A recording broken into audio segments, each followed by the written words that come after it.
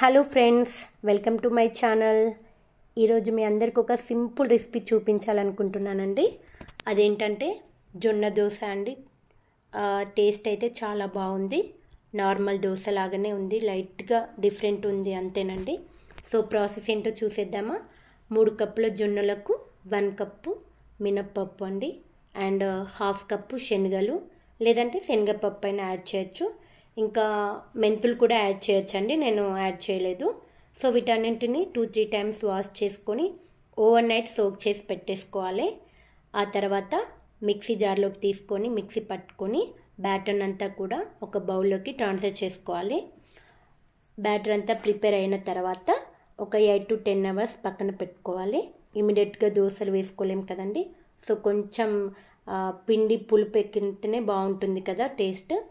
So ఆ తర్వాత మనం ఇలా సాల్ట్ యాడ్ చేసుకొని దోశలు వేసుకునే విధంగా పిండిని కొంచెం లూజ్ చేసేసుకొని కలుపుకోవాలి. అప్పుడప్పుడు పిల్లలకి ఇలా జొన్న దోశ, రాగి దోశ, మిల్లెట్ దోశ అలాంటివి మనము ఇప్పటి నుంచి అలవాటు చేయాలండి. హెల్దీ ఫుడ్ కదండి.